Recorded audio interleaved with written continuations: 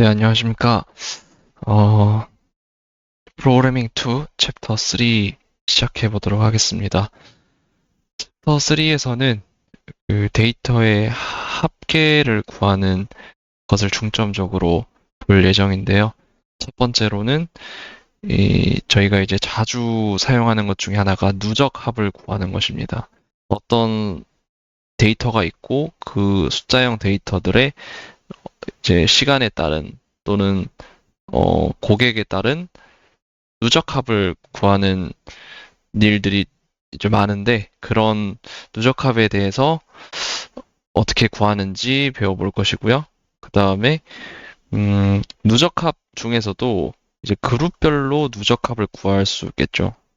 어떤 월별 또는 부서별 이런 식으로 그룹별로 누적합을 구해야 될 경우가 있는데 그때는 또 어떻게 이제 구할 수 있는지 알아보도록 하겠습니다.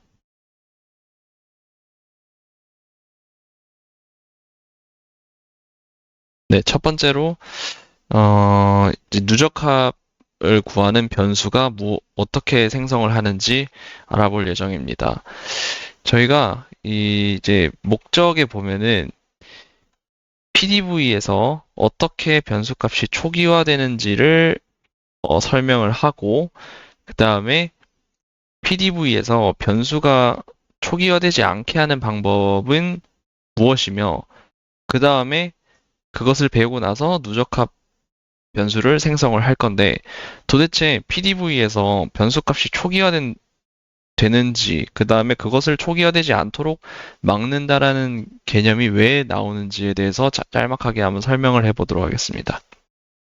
데이터셋이라고 하면은 이런 식으로 어, 첫 번째 행, 두 번째 행, 세 번째 행의 데이터가 있는데 저희가 데이터 스텝을 만나면 그 첫 번째 행이 위에서 시작을 해서 다음과 같이 처리가 끝나고 런을 만나면 다시 데이터 스텝으로 올라오죠. 올라와서 그다음에 두 번째 행이 이제 입력 데이터로 들어가게 될 것이고요.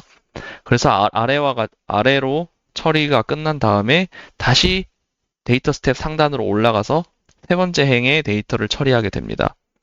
이런 반복의 과정을 거치게 되는데 만약에 우리가 누적합을 계산하려고 하는데 첫 번째 행이 들어왔다가 두 번째 행을 이제 인풋 데이터로 삼을 때 누적합의 값이 초기화가 돼버리면 그 누적이 될 수가 없겠죠.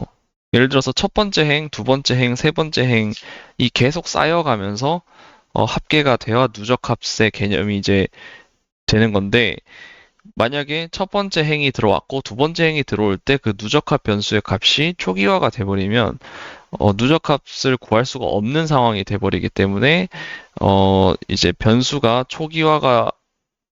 어떤 변수가 초기화가 되는 것이며 그 초기화가 되지 않도록 어떤 명령어를 쓰게 되는지 배워보도록 하겠습니다. 이제 비즈니스 시나리오인데요.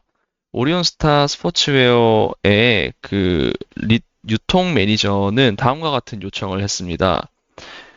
데이터가 이렇게 있는데 여기에서 판매량, 판매량의 누적 합을 나타내는 변수를 만들고 그 누적합의 변수가 만들어진 데이터셋을 새롭게 mnthot라는 데이터셋 이름으로 새롭게 만들어 달라는 요청이 들어왔어요. 그래서 개념을 보면은 여기 이제 2007년 에이프릴 1일에 이제 들어오는 게 498인데 이게 이제 그대로 오는 것이고요. 그 다음에 이 두 개를 더해서 또 1444가 나오고, 그 다음에 세 개를 더해서 2439까지 이런 식으로 누적 합계를 구해 나가는 요청이 들어왔습니다. 네, 인풋 데이터가 어떻게 생겼냐면은 다음과 같이 이런 식으로 생겼고요.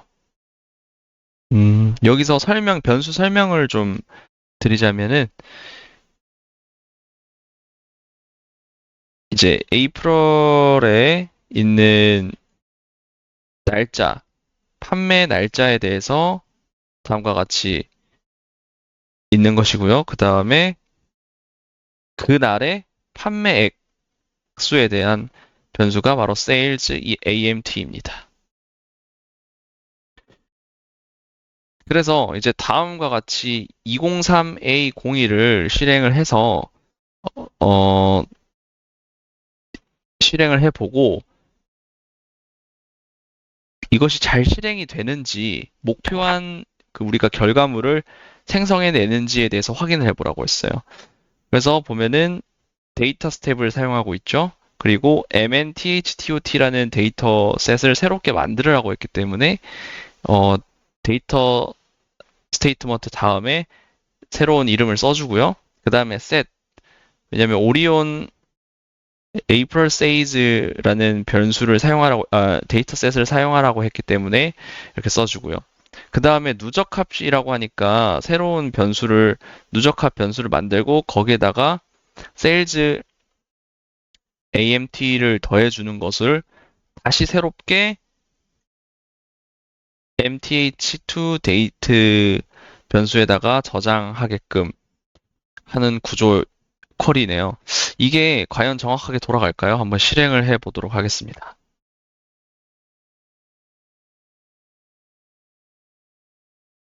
네, 구글 검색창에다가 이제 Sets on Demand for Academics 쳐주시고요. 맨 상단에 있는 걸 들어갑니다. 한국어 사이트 이동, 모든 쿠키 수락, 지금 액세스하기, 사인인, 서 이메일 적어주시고요.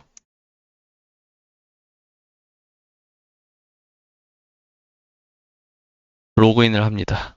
그리고 실행.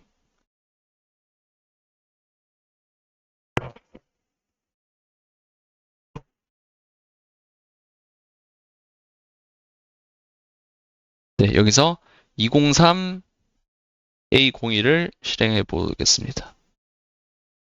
저는 켜져 있는데, 이제 실행하기 전에 저희가 이제 오리온 라이브러리에 있는 April Sales라는 데이터셋을 사용할 거잖아요. 그래서 오리온이라는 라이브러리를 먼저 할당을 해줘야 됩니다. 그래서 오리온 라이브러리의 할당은 라이브러리 네임, 그다음에 오리온이라는 이름 써주시고요. 여기에다가는 그 파트 2, 저희가 지금 두 번째 교재를 하고 있기 때문에 파트 2의 속성 가서 이 위치를 복사 붙여넣기를 해주시면 되겠습니다. 그래서 얘를 먼저 실행을 해주시고요. 블록 잡고 F3. 다음과 같이 할당되었다라는 것의 로그를 확인해 주시고요. 그 다음에 이제 얘를 실행해 보는 겁니다. 한번 실행을 해 볼게요.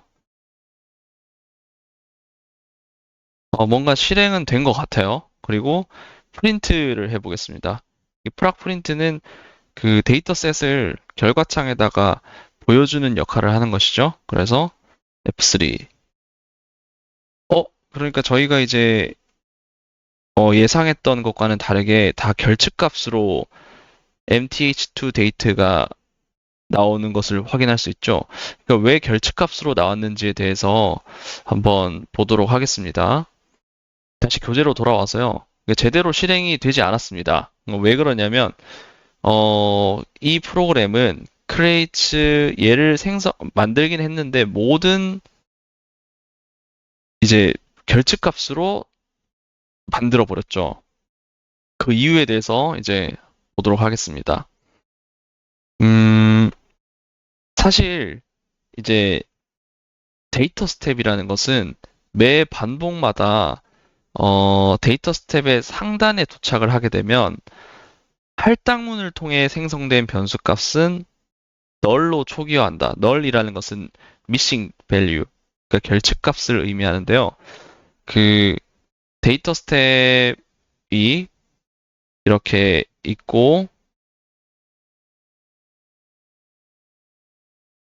런을 만나면 시작을 해서 다시 이제 반복을 통해서 데이터 스텝 상단으로 올라오게 되면은 모든 이제 변수, 이제 할당문을 통해 생성된 변수만 그 결측값으로 초기화를 시켜요. 저희가 이제 앞 시간에 배웠던 거죠. 2장에서. 그, 그래서 이제 초기화를 시키게 되는데 그것을 하지 않게 해야겠죠. 왜냐면은 저희가 누적값을 구하려면은 이전 값을 계속 기억하고 있어야 되잖아요. 그래서 초기화가 되지 않도록 하는 게 바로 다음 장에 나오게 됩니다. retain이라는 명령문인데요. retain이라는 것은 그 초기 값을 설정해주는 명령문입니다. 그래서 retain된 변수의 이전 값은 계속 기억이 되고 있기 때문에 데이터 스텝 반복 전체 동안 사용이 가능하다. 그래서 앞서도 이제 세일즈 AMT의 누적 값을 이렇게 구하려고 하는데 처음에 초기 값이 결측 값으로 되다 보니까 거기에 계속 어떤 숫자를 더해도 결측 값으로 나왔죠. 그래서 모든 행에 그 누적 값이 다 결측으로 나왔는데 리테인은 그것을 결측 값으로 초기화되는 것을 방지하는 명령어입니다. 그래서 리테인을 활용해주면 된다라는 겁니다. 리테인에 대해서 조금 더 자세한 설명을 좀 드리자면 그 세스가 데이터 스텝에서 반복할 때 그러니까 1번 행 올리고 이제 또 2번 행 처리하고 3번 행 처리하고 이런 식으로 반복 처리를 할 때 셋에 있는 원본 변수들은 널 값으로 초기화되지 않고 이제 셋에 있는 데이터들의 변수들은 사실 초기화가 안 돼요. 반복할 때마다. 근데 어사인된 변수만 missing value로 초기화가 됩니다. 그 리테인은 이렇게 어사인된 변수들이 널 값이 되지 않도록 초기 값을 설정하여 잡아주는 역할을 한다는 거죠. 마찬가지로 제가 매 데이터 스텝에서 매 반복마다 그 초기화가 되는 변수가 있고 안 되는 변수가 있다고 말씀드렸잖아요. 초기화가 안 되는 변수들은 set 머지 업데이트에 들어있는 변수들입니다. 그 변수들은 초기화가 반복이 될 때마다 안 돼요. 결측값으로. 따라서 어차피 그 매 반복마다 초기화가 되는 변수가 아니기 때문에 그 변수들에 대해서는 리테인을 설정할 수는 없어요. 그 설명을 하고 있는 것입니다. 자, 그래서 리테인은 어사인된 변수에만 초기 값을 지정해 줄 수 있다. 이렇게만 기억해 주시면 되겠습니다. 그래서 아까 전에 실행했던 프로그램에서 다음과 같은 문장을 추가를 해주게 되면 어떻게 되냐라는 겁니다. 그러면서 추가해 보겠습니다. retain mth2 dte에 0을 초기값을 지정해 보도록 하겠습니다. 누적값을 계산하는 거기 때문에 처음에 아무 행도 반복하지 않았을 땐 당연히 0값을 받아야겠죠. 더해지는 게 아무것도 없었으니까. 그래서 프린트까지 같이 실행해 보겠습니다.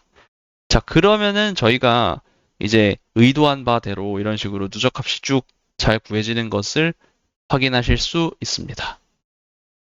다시 교재로 돌아와서 이제 쭉 가보도록 하겠습니다.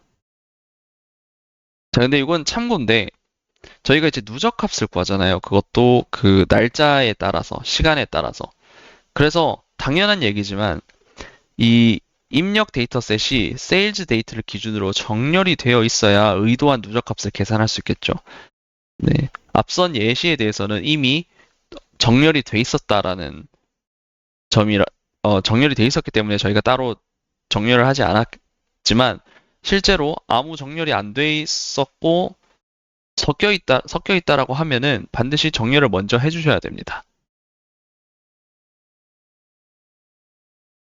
네, 그래서 구체적으로 리테인이 그 세스가 실행되는 동안에 이 백그라운드 뒤쪽에서 어떻게 작용하는지에 대해서 간략하게 설명을 한번 도식화해서 설명을 드리겠습니다. 자, 먼저 이 문장을 블록 잡고 F3 실행을 하게 되면은 세스는 얘를 컴파일레이션 번역을 먼저 합니다. 이게 이제 문법적으로 오류가 있는지 없는지 번역을 하면서 그 리테인을 먼저 실행을 하게 되죠. 리테인의 이 변수에 대해서는 0이라는 초기값을 넣으라는 명령어입니다. 그래서 여기 이 변수에다가는 이게 pdv 이상 공간이고요. 이 변수 옆에다가 retain이라는 스티커를 붙여주는 거죠. 그리고 0이라는 초기값을 지정해 줍니다. 그 다음에는 이제 set이라는 명령어를 만나서 실제로 오리온 라이브러리에 있는 April sales의 첫 번째 행을 가져오게 됩니다. 이 첫 번째 행에다가 이렇게 값을 집어넣어 주게 되는 것이죠. 그 다음에 다음 이 누적합 문장을 받아서 0 더하기 0 더하기 498.49를 받아서 얘는 이 값이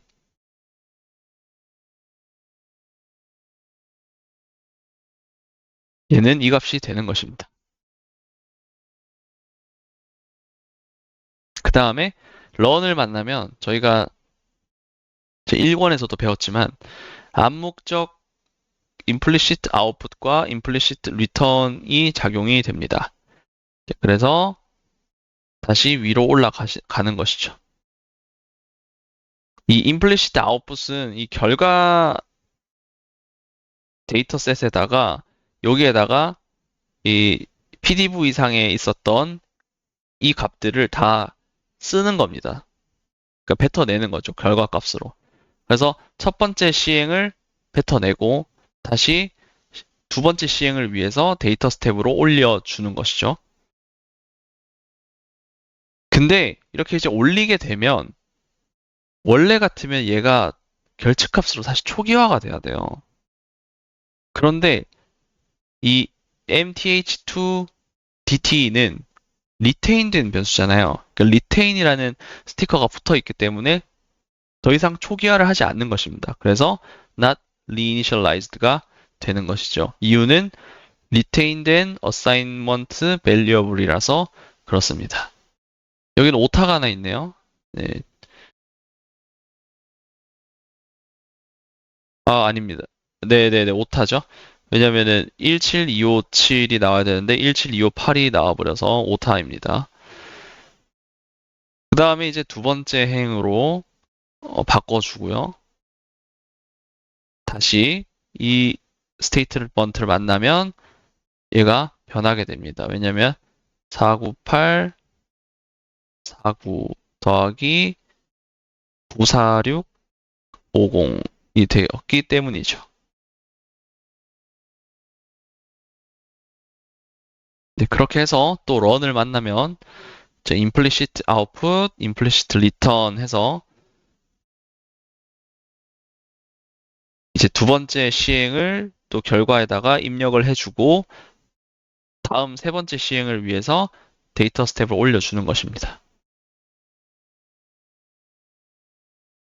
여전히 다시 데이터 스텝 단으로 상단에 올라왔음에도 불구하고 mth2dt는 널 값으로 초기화되지 않았습니다. 왜냐? 리테인 되었기 때문이죠. 네, 이런 식으로 끝까지 EOF, end of 파일의 끝까지 이동을 하게 됩니다. 그러면은 다음과 같은 결과가 나오는 것이고요. 네, 여기서 하나의 질문이 들어갑니다. 혹시 이 원본 값에 중간에 결측값이 있으면 누적값은 어떻게 계산이 될까요? 한번 실행을 해보겠습니다. 203A02입니다. 이건 저장을 해줄게요. 저장을 해야 되는 상태일 때는 여기 별 표시가 나거든요. 저장을 해주겠습니다. 컨트롤 S.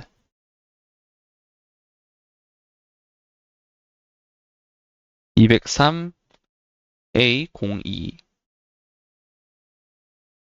네, 여기서 그 초기 값을 이게 다 똑같은데 이 셋에 들어가는 이 오리온 라이브러리에 있는 April Sales가 두 번째 파일이 들어가는데 여기에는 결측값이 있죠. Sales AMT에. 그래서 이거를 블록 잡고 실행해 보겠습니다. 그랬더니 처음에 값이 있던 49849.49까지는 괜찮은데 그 뒤에 결측값이 있었다라는 이유로 모두 다 결측으로 나오게 되었습니다. 교재로 다시 돌아와서 이 결측값은 어떤 영향을 주었나요? 라고 하면 이 결측값은 무시되었습니다. MTH2DT의 값은 영향이 받지 않았습니다. 아니죠. 영향을 받았죠. 그 다음에 missing value는 결측값은 데이터 스텝을 멈추게 하는 원인이었습니다. 멈추진 않았어요. 여기 로그를 보셔도 로그를 보면은 이제 잘 실행은 되었습니다. 뭐 잘 실행은 됐어요. 파란 글씨로 다 잘 나오긴 했습니다. 결과가 의도한 대로 안 나와서 그렇지 실행 자체는 됐어요. 그래서 실행이 멈췄다라는 설명은 틀렸죠. 그 다음에 missing value는 이어지는 MTH2DT에 이어지는 값들을 모두 missing으로 바꿔버렸다. 네, 정답은 C입니다. 네, 여기도 나오죠. 이 missing value 때문에 그 뒤에가 모두 결측값으로 나와버린 상황이죠. 그러면 이러한 문제를 어떻게 해결하냐면 이 sum 펑션을 사용할 수 있습니다. 그 sum 펑션은 이제 더해지는 값이 결측일 경우에는 그것을 무시하고 진행해 버려요. 그래서 sum 펑션을 사용하게 되면은 이제 중간에 결측값이 등장하더라도 그 뒤에 단을 모두 결측으로 만들어 버리는 오류를 내지 않습니다. 그래서 sum mth2dt 그 다음에 sales amt 이렇게 써주면은 어떻게 결과가 나오냐면 이제 어쨌든 뒤쪽이 다 합계가 잘 나온다라는 거죠. 그리고 또 다른 방법으로는 sum statement를 사용하는 것입니다. 그러니까 sum 명령문을 사용하는 sum 함수, sum 펑션이랑 sum statement랑은 다른 겁니다. 구분을 해주셔야 돼요. sum statement는 sum이라는 함수를 쓰지 않아요. 그럼에도 불구하고 이제 어떻게 쓰냐면 기본형은 누적합을 구하려는 변수에다가 더하기 이제 표현을 써주시면 됩니다. 예를 들어서 그냥 딱 심플하게 우리는 이 변수가 누적합 변수죠. 누적합 변수. 그 다음에 이 sales AMT는 그 누적합을 구하고 싶은 변수죠. 네, 그래서 그냥 누적합 변수 더하기 누적합을 구하고 싶은 변수를 써주시면 되는 겁니다. 얘랑 기존에 있던 앞선에 배웠던 얘랑 비슷하게 생겼지만 다르다라는 거를 꼭 기억해 주셔야 돼요. 여기 보시면 이거랑 이 앞에 는이 없죠? sum statement는 구분해 주셔야 돼요. 비슷하게 생겨서 좀 헷갈릴 수 있습니다. 그러니까 sum 펑션을 사용해도 되지만 sum statement를 사용해도 된다라는 겁니다. 자, 그러면은 역할은 똑같아요. 누적합을 구하는 건데 이렇게 길게 쓰는 것의 추격형입니다. 이렇게 짧게 쓰는 것이.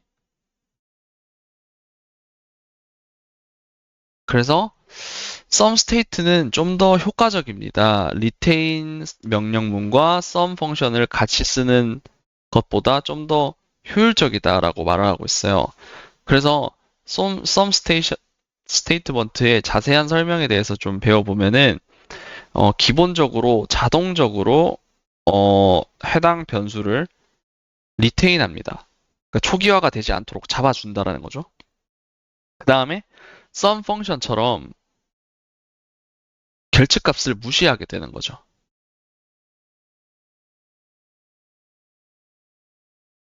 자, 그랬을 때 예시가 나오죠. 그냥 데이터 스텝 set 다음에 이렇게 간략하게만 쓰고 런을 해줬는데 이때 이 mth2dt에 대해서는 어떤 작용들이 되냐면 0으로 초기 값이 정해지고요. 리테인을 자동적으로 걸어주기 때문에 널 값으로 missing value로 초기화가 되지 않습니다. 이것은 뭐다? 이 두 가지의 효과는 마치 리테인의 역할과 똑같습니다. 그 다음에 누적 합을 구하는 거는 이제 더하기 때문에 구하는 것이고요. 합을 구할 때 이 sales AMT의 missing value도 무시를 하게 된다는 거죠. 이건 마치 sum 펑션의 역할과 똑같습니다. 그래서 이 sum 스테이트먼트 하나로 retain과 sum 펑션의 역할을 모두 가져갈 수 있기 때문에 앞서 슬라이드에서도 more efficient라고 설명을 한 것입니다. 그래서 그 결과 결측값이 있었음에도 불구하고 잘 누적값이 구해져 있는 것을 확인할 수 있습니다. 네, 그래서 엑서사이즈 문제를 한번 보면요. order fact라는 데이터셋이 있어요. 그건 뭐냐면 수년간의 주문 정보를 포함하고 있대요. 그 다음에 order date로 정렬이 이미 돼 있어요. 이거 항상 중요해요. order date로 누적값을 구하려고 하는 거잖아요. 그래서 order date, 주문 일자로 정렬이 되어 있는지를 확인해야 되고 안 돼 있으면 저희가 직접 해야 돼요. 근데 이미 돼 있다고 하니까 넘어가도록 하겠습니다. 각 관측치는 하나의 주문 정보를 의미하며 total retail price는 주문 금액을 의미합니다. 그래서 이건 주문 금액, 그다음에 주문 일자, 그다음에 주문 ID입니다. 조건이 있죠. 11월 1일부터 12월 14일까지의 판매 금액 성장 정도를 살펴보려고 하니까 당연히 11월 1일부터 12월 14일 사이의 데이터만 가져와야겠죠. 그래서 웨어절에다가 이렇게 추가를 해줄 거 보시고요. 먼저는 203, 201 파일을 열 것이고요. 그 다음에 이건 오타가 있던데 이제 어쨌든 해당 파일 이 위에 이 파일을 불러와서 다른 이름으로 저장할 거예요. 워크 라이브러리에 mid q4라는 이름으로 저장을 할 것입니다. 저장을 할 때 그 sales to dt라는 누적 합계 변수를 만들 것이고요. number orders라는 것은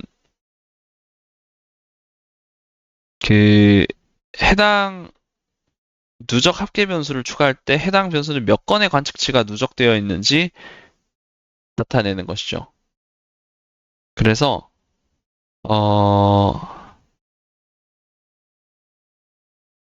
예를 들어서 어떤 날에는 엄청 많이 팔렸으면 그날에는 뭐 100건의 판매량이 있었다면 이제 그 날짜에는 100건이 지켜지겠죠. 네, 그래서 한번 실습을 보도록 하겠습니다. 203, 201 열어볼게요.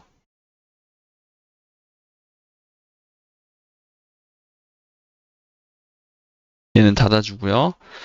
레벨 1을 보면은 이제 order fact를 사용해서 mid q4를 로 새롭게 저장을 할 것이기 때문에 set에다가는 order fact, 데이터 스텝에다가는 mid q4를 적어주시고요. 웨어절은 모든 데이터를 set에 있는 모든 데이터를 가져오는 게 아니라 11월 1일부터 12월 14일 사이에 판매 일자만 가져올 것이기 때문에 웨어절을 사용해 주게 됩니다. 날짜 변수에다가 헛다운표 쓰고 d 써야 이게 날짜 변수라는 것을 세스에게 알려주는 역할을 하게 됩니다. 그 다음에 sales2 같은 경우에는 토탈 리테일 프라이스를 누적 합을 하는 것이고요. 넘버 오더스는 플러스 1을 해서 얘가 몇 번 더해졌는지를 나타내게 되는 것이죠. 예를 들어서 네, 그래서 문제에 보면은 그 결과를 출력할 때 sales to dt에다가는 $10.2라는 출력 형식을 출력을 요청을 했고요. 그 다음에 모든 변수를 다 출력하는 것이 아니라 다음과 같은 변수들이 출력할 수 있도록 해야 되니까 procprint에 bar라는 명령어를 통해서 조정을 할 수 있겠죠. 그래서 bar라는 명령어를 통해서 보고 싶은 변수들만 이런 식으로 출력하게끔 만들 것이고요. 그 다음에 format이라는 스테이트먼트를 통해서 sales to dt를 $10.2로 나타내도록 하겠습니다.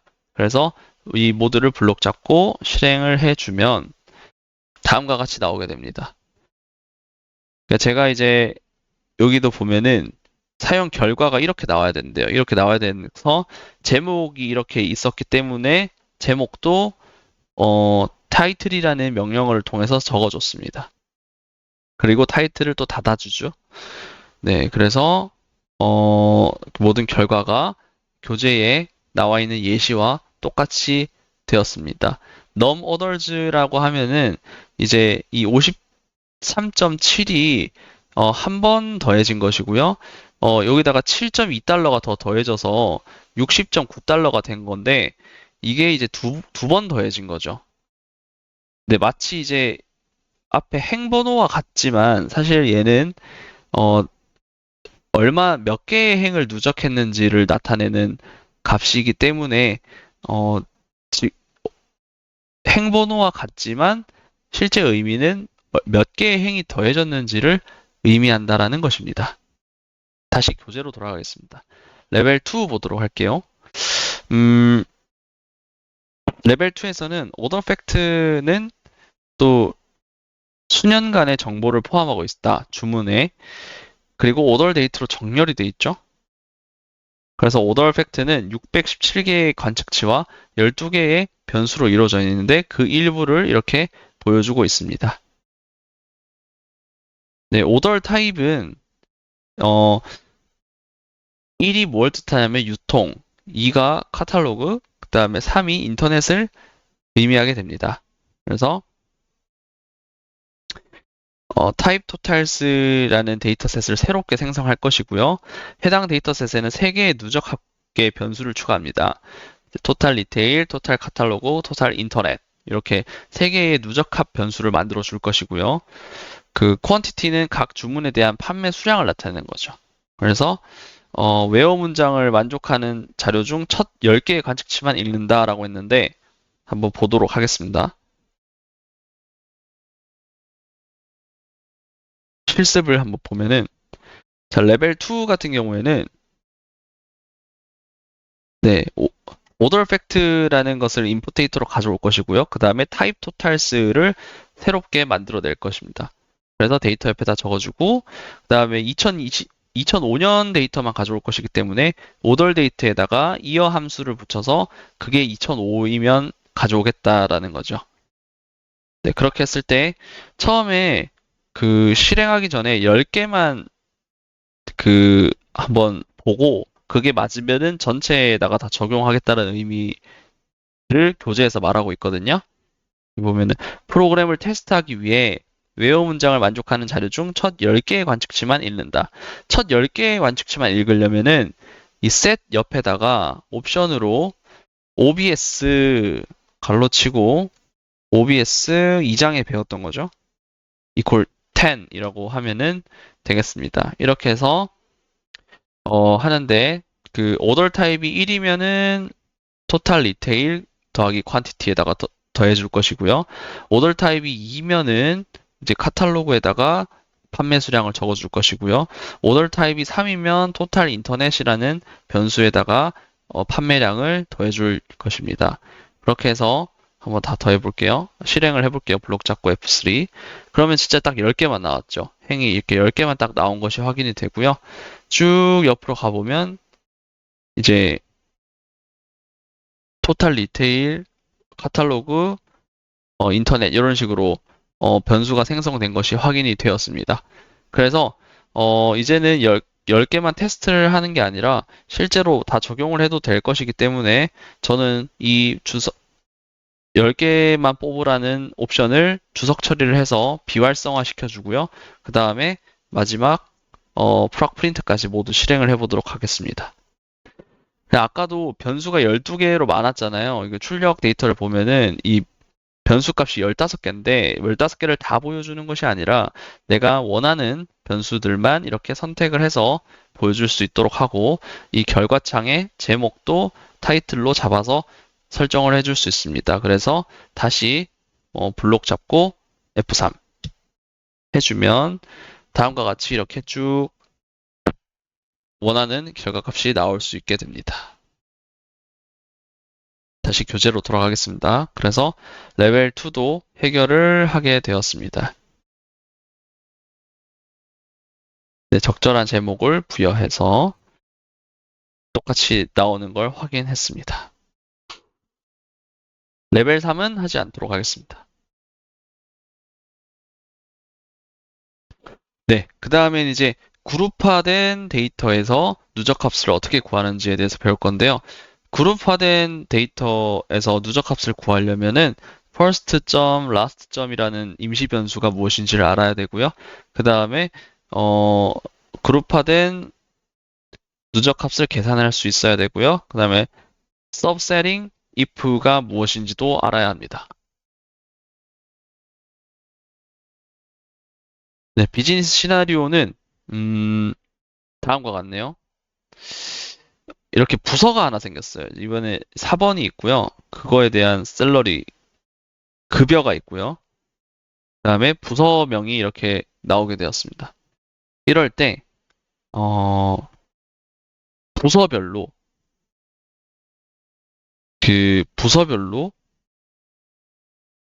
연봉의 급여의 합이 얼마나 되는지를 구해봐야 되는 게 바로 비즈니스 시나리오입니다. 인풋 데이터는 스페셜 셀즈라는 오리온 라이브러리에 있는 데이터셋을 사용할 것이고요. 그래서 저희가 원하는 결과는 다음과 같이 부서별로 6개의 부서밖에 없네요. 5개의 부서별로 급여의 합계를 구하는 것이죠. 자, 먼저 이제 프로세스 처리 과정을 잠깐 간략하게 보면은 이런 식으로 부서를 별로 정렬을 합니다. sort by 부서별로. 그 다음에 이 부서별로 이렇게 묶어서 합계를 구하면 되겠죠. 네. 이거는 잘 질문이 나왔는데 얼마나 자주 그룹별 처리를 수행하십니까? 왜 묻는지는 모르겠는데 저 같은 경우에는 실제 매 업무마다 그룹별 합계를 사용하고 있어요. 뭐 이제 비급여 항목별로 금액을 낸다든지 그 다음에 여러 가지 종별로 진료비 총액을 구한다든지 그래서 그룹별로 합계를 내는 거는 자주 있다. 네, 왜 묻는지는 모르겠습니다. 넘어갈게요. 그래서 이제 정렬을 해야 되는데 우리 정렬이라는 거는 사실 1장 저희 프로그래밍 1에서도 배웠거든요. 그래서 sort라는 프로시저가 어떻게 되는지를 알 수가 있고요. 이렇게 사용을 합니다. 네, sort 프로시저는 여러 가지 변수로 정렬을 할 수도 있고요.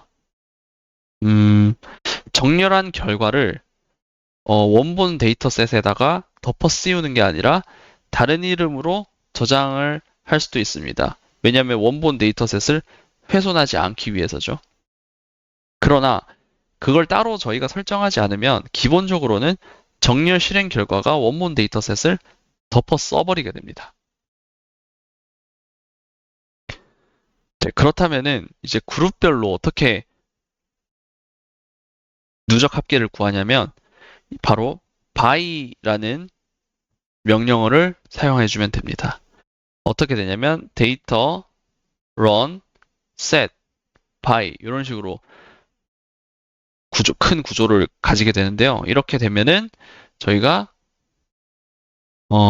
이제 그룹별 합계를 구할 수 있는 준비가 됐다라는 겁니다. 근데 by 문을 사용하려면 데이터 스텝에서 by 문을 사용하려면 이 set 이하에 오는 데이터셋이 by 이하에 등장하는 변수로 이미 정렬되어 있어야 합니다. 이게 굉장히 중요한 내용입니다. 이 by 이하에 등장하는 변수들로 얘가 이미 정렬이 되어 있어야 합니다.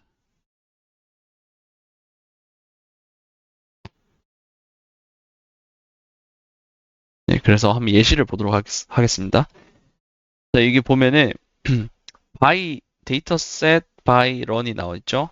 이게 by 뒤에 부서를 나타내는 변수가 나오는데 이 DEPT를 기준으로 sale sort가 이미 정렬이 되어 있어야 돼요. 그래서 이 위에 이쪽을 보게 되면은 frac sort by DEPT run 이렇게 이미 정렬이 되고 있죠. 오리온 라이브러리에 있는 스페셜 세일즈라는 데이터를 부서별로 정렬을 하는데 그 정렬된 결과는 원본에다가 덮어 씌우는 게 아니라 세일 솔트라는 값으로 이름으로 데이터셋을 다른 이름으로 저장을 했습니다. 그래서 이런 식으로 정렬이 되어 있어야 된다라는 부분. 그러나 이걸로 충분하진 않아요. 그러면 이제 정렬이 됐어요. 정렬이 됐는데 저희가 이런 식으로 세스에서 어떻게 이게 어드민이 첫 번째가 등장했고 그 다음에 이 어드민은 마지막 어드민인지 그 다음에 이 엔지니어는 첫 번째 등장한 엔지니어고 이 엔지니어는 마지막 엔지니어라는 거 그 다음에 이 파이낸스는 첫 번째 파이낸스고 이 나오는 파이낸스는 마지막 파이낸셜인지 어떻게 구분하냐는 거죠. 왜냐하면 그 구분을 해야 첫 번째와 마지막, 첫 번째와 마지막, 첫 번째와 마지막 이렇게 그룹을 지을 수 있잖아요. 그럼 과연 이제 세스에서는 어떻게 저렇게 처음과 끝을 나누냐라는 거죠. 그럴 때 사용하는 것이 바로 first와 last입니다. 이 임시 변수들이 필요한 거예요. 그래서 first라는 것은 해당 변수가 처음 등장하면은 1값을 가지고요. 그게 아니면 다 0값을 가집니다. 네, last 변수는요. 그 변수가 마지막에 속하면, 그러니까 마지막으로 등장한 것이면 1값을 받고요. 그 외에는 모두 0값을 가지게 됩니다. 그럼 예시를 보도록 하겠습니다. 어드민하고 셀러리 2만이 있는데요. 이 녀석은 처음 등장하기 때문에 first DEP의 1값을 가집니다. 그럼 last DEP는 얼마일까요? 세스는 어떻게 애드민이 last인지 판단할까요? 바로 다음 행의 값을 보고 판단을 합니다. 다음 행의 어드민이라는 거 또 있죠. 그래서 얘가는 마지막이 아니라는 것을 이 첫 번째 행의 어드민은 마지막 어드민이 아니라는 것으로 판단합니다. 그래서 0값을 주는 겁니다. 두 번째로 넘어오면 이 두 번째 어드민은 첫 번째 등장한 어드민도 아니에요. 왜냐하면 앞을 보니까 어드민이 또 있어요. 그래서 first는 0 값을 가지고요. 그렇다고 또 다음을 보면은 또 어드민이 있기 때문에 이것도 마지막 어드민도 아니죠. 그래서 0 값을 가지게 됩니다. 그 다음에 세 번째 어드민 같은 경우에는 역시나 앞을 보니까 어드민이 있는 것으로 봐서 0 값을 가지는 거죠. 가지겠죠. 왜냐면은 첫 번째 등장하는 것이 아니기 때문에. 그러나 이 어드민은 다음 것을 봤을 때 엔지니어가 나오기 때문에 아, 세 번째 어드민은 마지막 어드민이겠구나라는 것을 세스가 판단하는 거죠. 그래서 1 값을 가지게 됩니다. 마찬가지로 이 엔지니어도 처음 등장하니까 1, 그 다음에 뒤에 보니까 또 엔지니어가 있어서 0. 자, 그러면은 여기서 퀴즈가 나갑니다. 이러한 상황일 때 이 엔지니어의 퍼스트와 라스트는 어떤 값이 될까요? 어, 엔지니어의 위를 보니까 어드민이 나와서 아, 나는 첫 번째 등장한 것으로 판단이 되겠죠? 그런데 이 뒤를 보니까 또 엔지니어가 아니라 파이낸스가 나왔어요. 그래서 마지막이기도 해요. 그래서 처음이자 마지막이라서 둘 다 1, 1 값을 가지게 됩니다.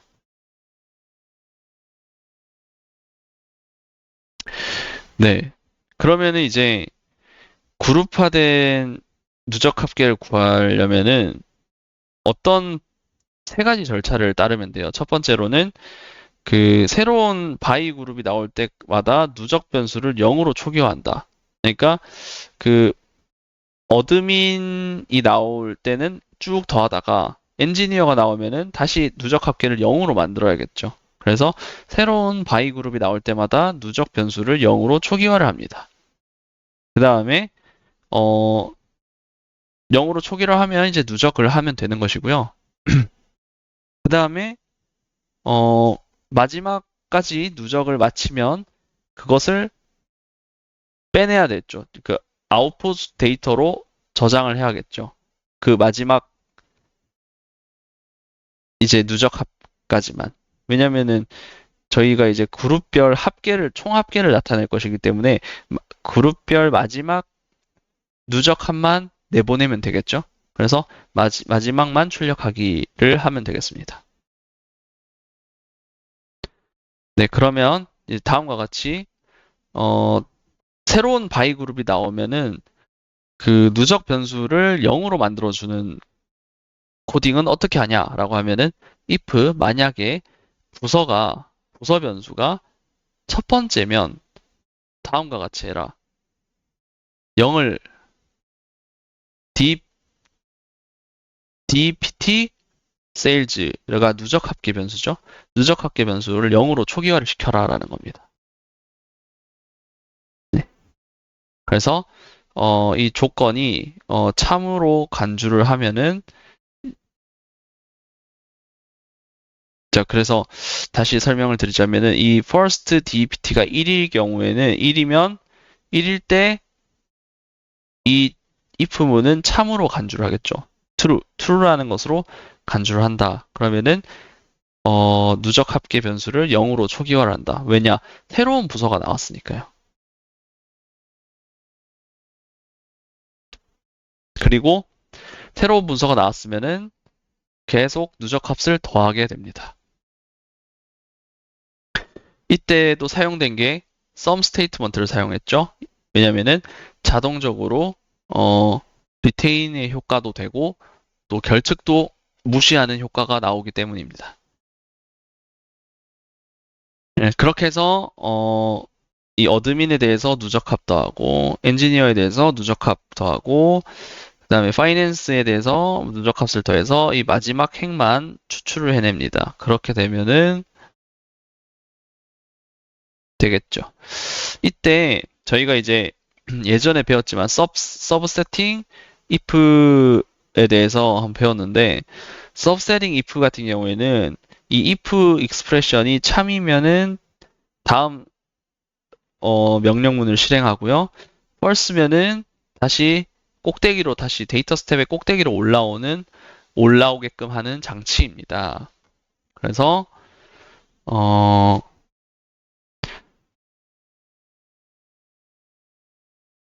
누적 값을 계속 구하다가 이 부서의 마지막 지점까지 도착을 하게 되면은 런을 사용해서 결과값을 보내고 이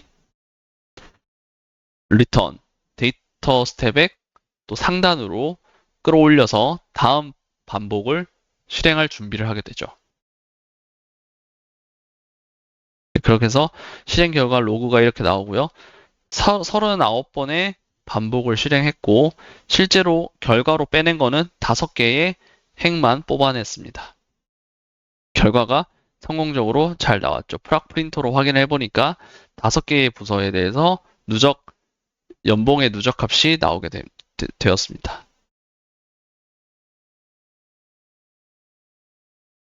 네. 질문을 한번 보면은 그 데이터 스텝에서 이제 바이 그룹별로 서머라이즈를 할 때 어떤 일이 일어나는지에 대해서 서술을 해보라고 했거든요. 첫 번째로 각 그룹의 스타트 처음을 만나게 되면은 accumulating 누적 합계 변수를 제로로 만들어라가 첫 번째죠. 그래서 실제로 첫 번째 단계가 태스크가 그거였고요. 그렇게 첫 번째를 만나면 계속 누적 합계를 더해 가라 라는 게 두 번째 태스크였습니다. 그 다음에 마지막 그룹의 마지막을 만나게 되면은 그것은 아웃풋 데이터로 내보내라 라는 거죠. 그래서 D도 세 번째 태스크가 돼서 BCD를 선택해 주시면 되겠습니다. 네, 두 번째 비즈니스 시나리오입니다. 이거는 이제 그룹을 방금은 부서별로 샐러리의 누적 합계를 구했는데 이제 부서별 샐러리 합계를 구했는데 이제는 부서별뿐만이 아니라 프로젝트별로도 그룹을 나눠야 돼요. 그래서 이중 그룹을 나눠야 되는 겁니다. 이 프로젝트와 그 디파트먼트의 조합이죠. 그래서 그거 두 가지의 그룹별로 합계를 구해야 되는 상황입니다. 그래서 each department for each special project라고 해서 프로젝트별로 먼저 나누고 그 같은 프로젝트 안에서도 또 부서별로 또 나눠야 돼요. 그러니까 순서가 프로젝트 다음 디파트먼트가 되는 거죠. 그랬을 때 저희가 원하는 결과는 프로젝트별로 나누고 그 안에서 디파처를 또 나누고 네, 이런 식으로 해서 결과가 나오는 것을 원합니다.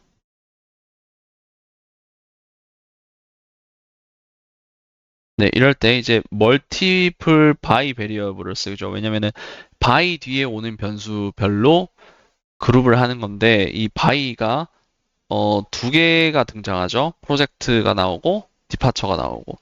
그래서 프로젝트는 프라이머리 솔트가 되는 것이고 디파처는 그 다음에 세컨더리 솔트 변수가 되는 것이고 이 순서는 이 순서가 중요합니다. 바뀌면 안 돼요. 이 순서가 되게 의미가 있는 것이기 때문에 순서를 잘 보셔야 됩니다.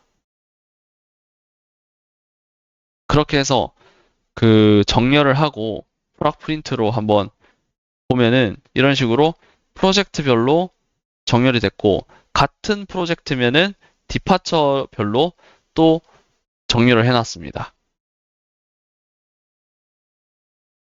그렇게 이제 정렬을 했기 때문에 데이터 셋 런에다가 by라는 명령어를 사용할 수 있게 되는 것이고요.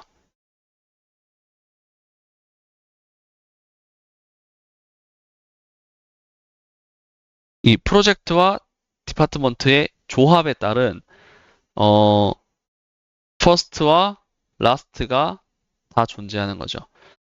first 프로젝트, last 프로젝트, first 디파트먼트, last 디파트먼트 이렇게 네 가지의 first와 last가 생기는 것이고요.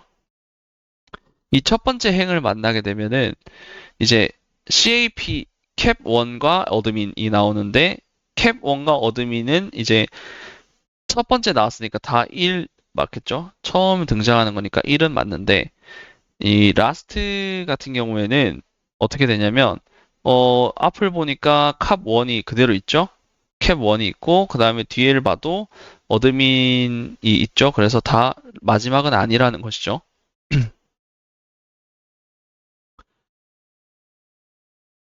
네. 그 다음에 두 번째를 만났을 때도 앞을 보니까 캡1이 있고, 뒤를 봐도 캡1이 있고, 앞을 봐도 어드민이 있고, 뒤를 봐도 어드민이 있어서, 모두 다 처음도 아니고, 마지막도 아니라는 것을 알기에 판단해서 0000이 나오게 됩니다. 네, 세 번째를 보면은,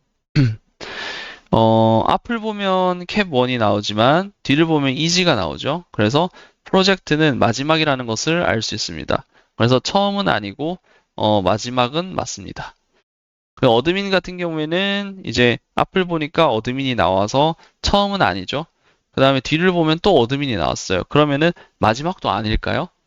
자, 그래서 일단 디파트먼트는 처음은 아니에요. 왜냐하면 앞을 봤을 때 어드민이 나왔으니까. 근데 뒤를 봤을 때 그 어드민이 나왔다고 해서 라스트 디파트먼트가 아닐까요? 네, 아니, 어, 라스트가 아니라, 죄송합니다. 라스트가 맞습니다. 디파트먼트도. 그러니까 뒤에를 봤을 때 어드민이 나왔음에도 불구하고 왜 라스트냐? 바로 프로젝트에 종속되어 있기 때문이죠. 그러니까 프로젝트가 라스트였기 때문에 어드민 그 디파트먼트도 어드민이 라스트가 되는 것입니다. 네, 그 다음에 했을 때도 그러니까 처음 네, 그 다음에는 이제 갓 프로젝트는 뒤를 봤을 때 이지가 나와서 0은 라스트는 아닌데 디파트먼트는 뒤를 보니까 그 이제 엔지니어가 나와서 라스트가 맞습니다. 여기도 이렇게 해볼 수 있고요. 퀴즈가 나왔습니다. 다음과 같은 상황에서 퍼스트와 라스트가 어떻게 되냐라고 하면은 이제 프로젝트 같은 경우에는 앞을 보니까 이지가 나오고 뒤를 보니까 엔젠이 나오죠. 그래서 이지가 라스트인 것은 알 수 있습니다. 그래서 그 프로젝트 같은 경우에는 0이죠. 첫 번째는 그러니까 퍼스트는 아니라는 거죠. 그 다음에 뒤를 봤을 때 엔진이 나와서 라스트는 맞는 것이고. 그 다음에 엔지니어 같은 경우에는 이제 디팔트를 보게 되면 앞을 봤을 때 엔지니어가 나와서 퍼스트는 아닙니다. 그래서 퍼스트는 아니고요. 0이죠. 근데 이제 뒤를 봤을 때 그 뒤를 봤을 때 또 엔지니어란 말이에요. 그러면은 얘가 마지막이 아니냐라고 하면 마지막입니다. 왜냐? 앞에 프로젝트한테 종속돼 있다 했죠. 그 프로젝트가 라스트이기 때문에 얘도 라스트입니다. 그래서 0011이 나오는 거죠. 그래서 중요하다는 겁니다. 순서가. 프라이머리 변수인 프로젝트가 바뀌었기 때문에 세컨더리 변수인 디팔트는 뒤에 어드민이 나옴에도 불구하고 라스트에 1을 부여받게 됩니다. 이 예시에서요. 그래서 멀티플 바이베리어를 사용해서 다음과 같은 쿼리를 작성해 볼 수 있겠습니다. 프로젝트 솔트라는 데이터를 셋으로 받아서 입력 데이터로 받아가지고 PD sales라는 이름으로 데이터셋을 이제 만들어 낼 건데 그 그룹 변수는 두 가지를 나타낼 거예요. 그래서 프로젝트와 디파트먼트를 쓸 것이고 디파트먼트가 처음 등장할 때 디파트 세일즈를 0으로 초기화를 할 거고요. num emp도 0으로 초기화 할 겁니다. 그 다음에 둘 다 누적 합계를 구할 것이고요. 그렇게 쭉 구하다가 마지막 디파트먼트가 등장을 하면은 누적 값을 더하는 것을 멈추고 결과값을 런을 만나서 implicit output, implicit return을 하게 됩니다. 그랬을 때 39개의 관측치를 처리를 했고요. 총 14개의 업저베이션을 뱉어냈습니다. 결과값은 다음과 같이 프락 프린트를 해서 확인을 해보면 캡1과 어드민은 7만을 받았고 2개가 더해졌죠. 그 다음에 이지와 어드민은 83,000이고 3개가 더해졌어요. 이런 식으로 결과가 나오게 됩니다.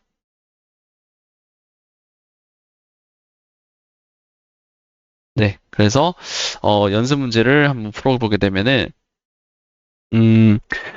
또 이제 연습 문제 풀 때 저희 이제 누적 합을 구할 때 순서가 이제 정렬이 먼저 되어 있는지 확인을 해야 되고요. 그 다음에 그룹별 합계를 구할 것이고요. 그룹별 합계산을 할 것이고 그 다음에 프락 프린트를 통해서 결과값을 보여주게 되는 것이죠. 그래서 오리온 라이브러리에 있는 오더 서머리라는 것을 데이터를 열어보면 다음과 같이 보여집니다. 고객 아이디가 있고요. 그 다음에 주문 월이 있습니다. 그 다음에 판매량이 나오게 되죠. 커스터머 아이디로 정렬을 먼저 해야 돼요. 정렬을 먼저 하고 그 결과를 덮어 씌우지 말고 SUMSORT라는 이름으로 저장을 할 것이고요. 그러고 나서 이제 누적 합계를 구할 때는 새로운 데이터 customers라는 데이터셋으로 저장을 할 것이고요. 그 생성할 누적 합계의 변수는 total sales가 되겠습니다. 그리고 이 total sales는 고객별로 매출액을 누적해야 되고요. 그 출력을 할 때는 $11.2라는 출력 형식으로 출력을 할 것이고 적절한 제목을 추가를 해줘야 됩니다. 그래서 자 코드 봐서 자 저는 이미 이제 풀어놨는데 먼저 정렬을 해야겠죠. 그래서 오리온 라이브러리에 있는 order summary라는 데이터를 커스텀 아이디로 정렬을 할 건데 그 정렬된 결과를 SUMSORT라는 이름으로 다른 이름으로 저장을 해야 돼요. 그러면은 정렬된 데이터셋은 얘가 아니라 얘이기 때문에 이 녀석을 셋에다가 적어주고요. 그 다음에 다른 이름으로 저장할 건데 customers라는 이름으로 저장을 하겠습니다. 그리고 그룹별로 그 누적값을 계산할 건데 그 그룹별의 변수는 그 그룹의 이름은 customer ID 별로 누적값을 구할 예정입니다. 그래서 첫 번째 커스터머 아이디가 등장하게 되면은 이제 그 누적합을 0으로 초기화를 시켜주고요. 그 다음에 마지막 커스터머 아이디가 나오기 전까지는 계속 누적합을 구하게 됩니다.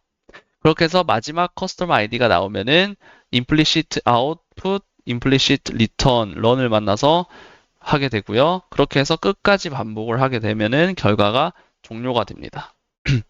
그리고 나서는 이제 프락 프린트를 할 건데 제목 입력해주고 customers라는 이름을 그대로 똑같이 따와주고요. 보여주고자 하는 변수를 이렇게 적어줍니다. 그 다음에 특히나 누적값에 대한 변수는 출력 형식을 $11.2로 맞춰주고요. 여기서부터 sort부터 프락 프린트까지 블록 잡고 F3. 그러면은 이렇게 원하는 결과가 나오게 되고요. 교재와 같은 모양새인지 확인을 해주면 되겠습니다. 네, 결과가 똑같네요. 네, 다음으로 레벨 2 넘어가도록 하겠습니다. 이번에는 order qtr sum이라는 데이터셋을 이용할 건데요. 각 고객들의 특정 연도별 월별 매출 정보를 포함하고 있대요. 한번 보도록 하겠습니다. 고객별 아이디가 이렇게 있고요. 그 다음에 그 고객이 69번 고객이 이제 4분기에 주문을 했다라고 하네요. 그리고 10월에 구매를 했고요. 그러니까 10월이 4분기죠. 그 판매량은 3.2가 되겠습니다. 근데 이제 고객이 이렇게 중복으로 들어가는 거죠. 이제 단골 고객들은 여러 번 등장하겠죠. 그래서 일단은 커스터머 아이디와 order qtr로 정렬이 되어 있지 않으니까 정렬을 해야 되겠고요. 그 다음에 역시나 qtr customers라는 이름으로 다른 이름으로 저장을 할 거예요. 그 다음에 일단 정렬을 안 돼 있다고 하니까 정렬을 할 건데 이 정렬을 할 때 그 다른 이름으로 저장을 할 건데 무슨 이름으로 저장해라는지는 레벨 1의 문제처럼 지정을 하진 않았어요. 그래서 저 같은 경우에는 tmp라는 이름으로 저장을 할 거예요.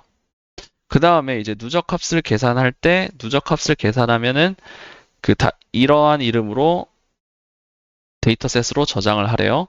그 다음에 이제 누적값은 토탈 세일즈라는 걸로 할 것이고, 이거는 커스터머별, 분기별 이제 판매액을 나타내는 것입니다. 그래서 어떻게 그룹을 짜냐면, 프라이머리 변수가 이제 커스터머 아이디가 우선 정렬이 돼야 되겠고, 그룹이 되어지고, 그 커스터머 아이디 안에서는 또 판매 분기가 돼야 되겠습니다. 그래서 순서는 커스텀 아이디와 other QTR이 될 것이고요. 그 다음에 넘버 먼스라는 것은 이제 몇 번이 더해졌냐라는 것입니다. 그래서 건수를 나타내는 것이고요. 그 결과를 또 출력할 때 역시나 $11.2라는 형식을 사용할 것이고 적절한 제목도 추가할 것입니다. 그래서 실습을 해보면 네, 저는 다 풀어왔는데 자, 먼저 정렬을 합니다. 이제 other qtr sum이라는 파일을 불러 들어와서 tmp로 뽑아낼 건데 정렬 변수는 customer id와 other qtr로 정렬을 합니다. 정렬된 tmp를 가지고 set을 가져와서 qtr customers로 다른 이름으로 뱉어낼 거고요. 그룹은 어떻게 잡냐면은 customer id와 other qtr로 이제 잡아낼 겁니다. 그룹을 잡을 것입니다. 그랬을 때 이제 첫 번째 order QTR이 등장을 하면 그 total sales는 0, 그 다음에 더해진 월수도 0으로 초기화를 시켜줄 것이고요. 그 다음에 마지막 order QTR이 등장하기 전까지는 계속 누적값을 더할 겁니다. 이렇게 누적값을 더하고 마지막 order QTR이 등장하면은 run을 만나서 implicit output, implicit return 해서 두 번째 행 작업을 하려고 위로 올라가게 될 겁니다. 그렇게 해서 행의 끝까지 파일의 EOF, end of 파일의 끝까지 도착을 하게 되면은 멈추는 것이고요.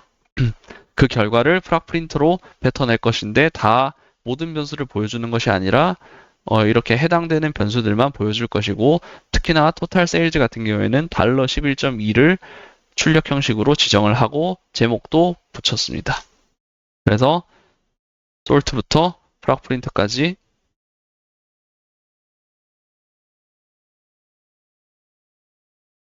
네, 블록 잡고 F3 하고 하면은 다음과 같이 나오게 되고요. 이게 이제 교재에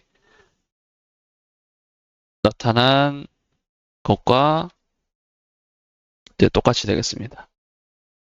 네. 네, 이상으로 레벨 2도 풀어봤고요.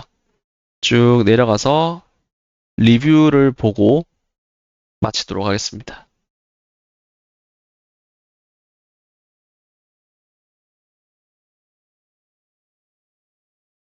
네, 3-57페이지고요.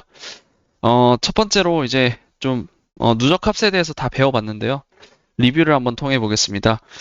그 이제 변수 값을 이제 초기화를 하지 않으려면은 어떤 스테이트먼트를 사용해야 되냐라고 하면은 대표적으로는 리테인을 하게 되면은 초기화를 하지 않도록 잡아둔다고 했죠. 그래서 리테인 명령문을 쓸 수도 있고 또 sum 스테이트먼트를 하면은 자동적으로 재초기화를 억제하는 효과가 있기 때문에 sum state도 사용해 주시면 되겠습니다. 그래서 두 가지가 정답이 되겠죠. retain, sum statement. 그 다음에 이제 total salary라는 것을 그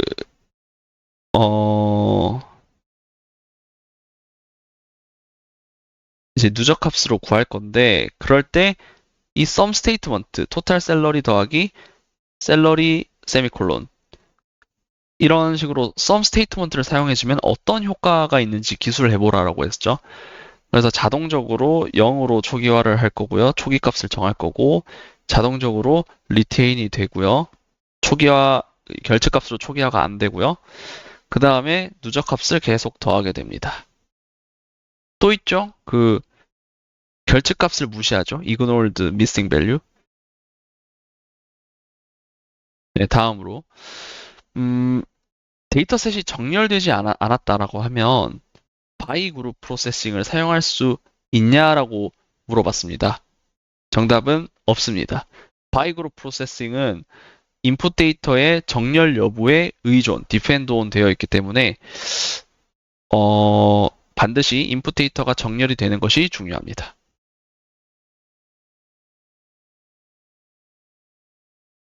네, 네 번째로 바이 그룹 프로세싱은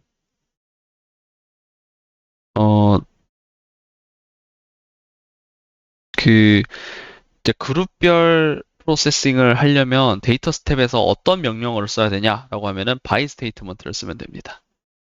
네. 그러니까 by라는 것이 어떤 그룹별로 쪼갠다라는 의미인데 뭐뭐에 의한. 근데 이제 그거를 구현하려면 데이터 스텝에서 by 스테이트먼트를 쓰면 돼요. 네, 그 다음에 by 그룹을 수행할 때 두 가지 임시 변수가 나오게 될 건데요. 그 두 가지 임시 변수는 무엇이냐라고 하면은 이제 first by variable, last by variable 이렇게 있습니다. 네, 그래서 이 두 가지가 있다라는 것이고요. 그러면 구체적으로 이 first와 last의 역할이 뭐냐라고 하면은 first는 그 first 다음에 등장하는 변수가 처음 등장했을 때는 1, 그 외에는 0. 그 라스트 같은 경우에는 그 라스트 뒤에 등장하는 변수가 마지막 등장 시 1, 그 외에는 0이 되겠습니다.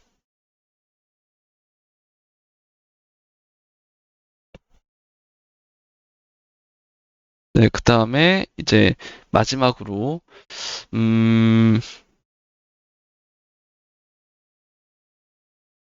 네, first by 변수와 last by 변수가 둘 다 1인 경우는 어떤 경우냐라고 하면은 앞에서도 배웠듯이 이제 그 변수 값이 하나뿐이면 first와 last 모두 1을 가질 수 있다. 예를 들어서 디팔트 변수에 어드민, 엔지니어, 세일즈가 있었는데 이 엔지니어 같은 경우에는 앞을 봐도 어드민, 뒤를 보면 세일즈라고 해서 앞을 보면은 엔진이 아니라서 자긴 처음이고 또 뒤를 보면은 또 세일즈니까 자기는 마지막이고 그래서 퍼스트와 라스트가 모두 1을 가질 수 있게 됩니다. 네. 또 긴 시간 함께 해주시느라고 고생 많으셨습니다. 이것으로 3장 마치도록 하겠습니다. 감사합니다.